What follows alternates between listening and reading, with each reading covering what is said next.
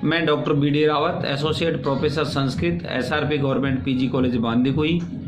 प्रिय विद्यार्थियों, आज हम नीति शतक के अग्रिम श्लोकों का अध्ययन करेंगे, जिसमें अग्रिम श्लोक है जिसका प्रसंग है, दुर्जनों को सन्मार्ग पर लाना बड़ा कठिन कार्य है। दुनिया में असंभव से असंभव कार्य हो सकता है, परंतु जो दुर्जन पुरुष हैं, दुष्ट पुरुष हैं, उनको कभी भी आप सुमार्ग पे नहीं ला सकते। यही महाकवि भर्तृहरि इस श्लोक के माध्यम से हमको बताने का प्रयास कर रहे हैं। श्लोक है, व्यालम बाल मृणाल तंतुभिरसौ रोद्धुम समुजृम्भते छेतुम वज्रमणिम श्रीश कुसुम प्रांतेन सन्नयते माधुर्यम मधुबिंदुना रचितुम क्षारामुदीर ईहते नेतुम वांछति यह खलान पथि सताम शोक्तई सुधा संदिवी। इसका जो पदच्छेद है वो है, व्यालम बाल मृणाल तंतुबि असौ रोद्धुम समुजृभते छेतुम वज्रमणिम शिरीष कुसुम प्रांतेन सन्नयते माधुर्यम मधुबिंदुना रचितुम क्षाराम्बुधि ईहते न एतुम वांछति यह खलान पथि सताम सुक्तई सुधा संदिवी। इसका जो अन्वय है वो इस प्रकार है, यह सुधा संदिवी सुक्तई खलान सताम पथि नेतुम वांछति असौ बाल मृणाल तंतुभि व्यालम रोद्धुम समुज्जीवन्ते श्रीश कुसुम प्रांतेन वज्रमणिम छेत्तुम सन्नयते मधुबिंदुना क्षाराम्बुदे माधुर्यम रचितुम ईहते। श्लोक का जो अर्थ इस प्रकार है, यह अर्थात जो व्यक्ति, जो मनुष्य सुधा संदिवी, सुधा यानी अमृत, चंदन कहते हैं बरसाने वाली, फैलने, चंदन का मतलब है फैलना, अर्थात जो व्यक्ति अमृत बरसाने वाली सुक्तई सुंदर उक्तियों से खलान सताम पतिम नेतुम वांछति, खलान अर्थात दुष्ट पुरुषों को सताम पति सज्जनों के मार्ग पर नेतुम यानी ले जाने का प्रयास करता है, ले जाना चाहता है। असौ वो व्यक्ति बाल मृणाल तंतु भी, बाल मृणाल, बाल यानी कोमल, जो नवीन नवीन कोमल निकला है, कोमल, मृणाल यानी कमल नाल के तंतु भी, उनके रेशों से, कोमल कमल नाल के रेशों से व्यालम जो दुष्ट हाथी है, व्याल कहते हैं दुष्ट हाथी को, रोद्धुम समुद्रवते रोकने का प्रयास कर रहा है, प्रयास करता है। शिरीष कुसुम प्रांतेन, और शिरीष के फूल के नोक से वज्रमणिम हीरे को छेतुम काटने में सन्नयते, वो व्यक्ति अपना प्रयास करता है, चेष्टा करता है, प्रयत्न करता है। मधु बिंदुना, और मधु अर्थात शहद, शहद की एक बूंद से क्षारामुदे, क्षारा अर्थात खारे, अम्बुदे यानी जलधि, जिसमें बहुत सारा जल है, ऐसे खारे समुद्र को माधुर्यम रचितुम येते, मीठा करना चाहता है। अर्थात श्लोक कवि ये कहना चाह रहे हैं कि दुर्जनों को सन्ग मार्ग पे लाना बड़ा ही कठिन वर्क है, कठिन कार्य है। जैसे ये जो श्लोक के माध्यम से जो कवि कह रहे हैं कि ये सारे काम किए जा सकते हैं, परंतु दुष्ट पुरुष को कभी भी जो सन्ग मार्ग पर नहीं लाया जा सकता।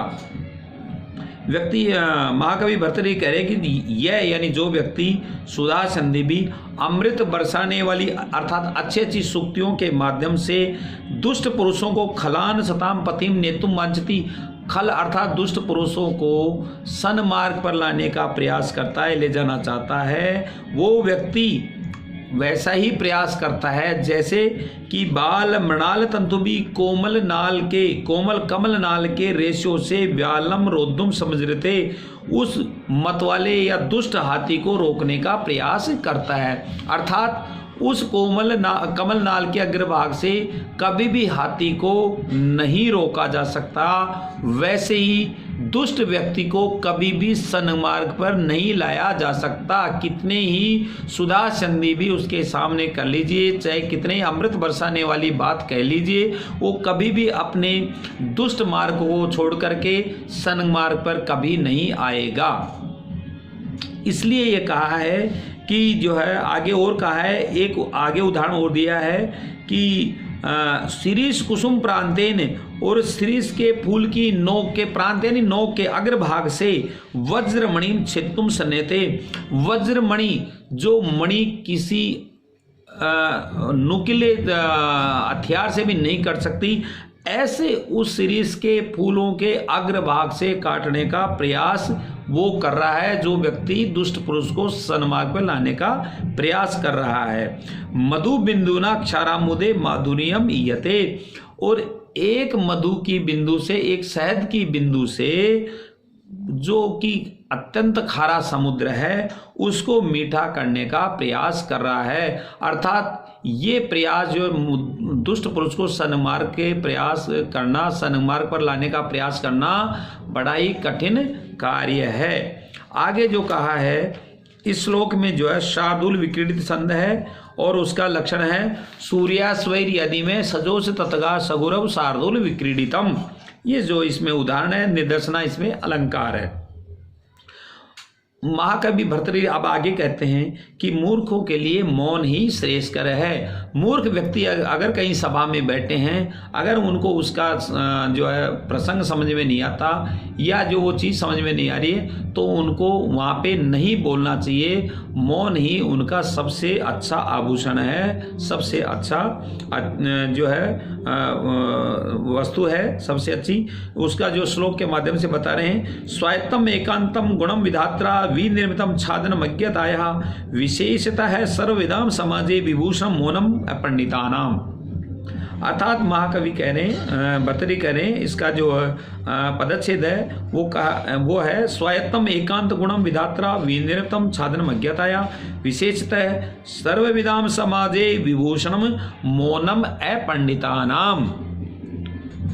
इसका अन्वय विधात्रा अपंडितानाम स्वायत्तम एकांत गुणम मौनम अज्ञतया छादन विनिर्मितम विशेषतः सर्वविदाम समाजे विभूषणम भवति।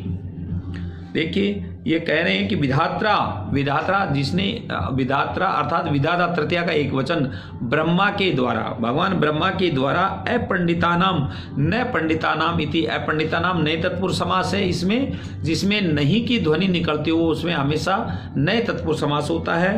तो अपंडितानाम अर्थात जो पंडित नहीं है, पंडित अर्थात ज्ञानी नहीं है, मूर्ख व्यक्ति, वो जो है स्वायत्तम एकांत गुणम, स्वायत्त जो खुद के ही अधीन है, अपने ही अधीन, स्वकीय अधीन, एकांतम अत्यंत गुणकारी, मौनम अज्ञताया, वो मौन जो है अज्ञताया मूर्खता को, छादनम छिपाने का या ढकने का, विनिर्मितम भगवान ने उनके लिए बनाया है। अर्थात जो व्यक्ति मूर्ख हैं उनको भगवान ने, जो कि खुद के अधीन ही है, वो चाहें तो ही अपनी जो मूर्खता प्रकट हो सकती है, अन्यथा नहीं। इसलिए भगवान ब्रह्मा ने, सृष्टि निर्माता ब्रह्मा ने मूर्ख व्यक्तियों का स्वायत्तम अपने अधीन ही रहने वाले ऐसे अत्यंत गुणकारी मौन जो व्रत है वो ही अज्ञताया मूर्खता को, छादनम ढकने का एक जो है एक आवरण बनाया है। विशेष करके यह सर्वविदाम समाजे, समूह में जहाँ की सब लोग विराजमान हो, जहाँ बहुत लोगों की उपस्थिति हो, जो सभा हो, उसमें जो है विभूषण वो उनके लिए बढ़ाई आभूषण का कार्य करती है। इसलिए जो है लोग उनको चाहिए, मूर्खों को, कि वहाँ अनावश्यक रूप से न बोलें, अन्यथा उनकी जो है मूर्खता का परिचय सबको मिल जाएगा। वहाँ उनको मौन रहना चाहिए। आगे कहा है विद्युत संगति से ज्ञानोदय, यदा किंचिज्ञो अहम द्विपै मदान्ध संभवम तदा सर्वज्ञो अस्मीति अभवत लिप्तम मम मनः, यदा किंचित बुद्धजन सकाशात अवगतम तदा मूर्खो अस्मि ज्वर इव मदो में व्यपगतः है। इसमें विद्वत संगति से ज्ञान की कैसे प्राप्ति होती, कैसे उदय होता है, उसका वर्णन किया गया है। इसका पदच्छेद है यदा किंचिज्ञ अहम द्विप इव मदान्ध संभवम तदा सर्वज्ञो अस्मि इति अभवत अवलिप्तम मम मनः, यदा किंचित बुद्धजन सकाशत अवगतम तदा मूर्खो अस्मि इति ज्वर इव मदय में व्यपगत है, मेरा मद जो है बुखार की तरह से उतर गया। महाकवि भर्तृहरि कह रहे हैं कि यदा जब अहम किंचिज्ञ, मैं किंचिज्ञ था, कुछ जानता था अर्थात अल्पज्ञ था, तदा तब द्विपय इव, द्वीप अर्थात गज की तरह से, हाथी की तरह से, मदान्धय संभवम, मैं मदमस्त हो गया।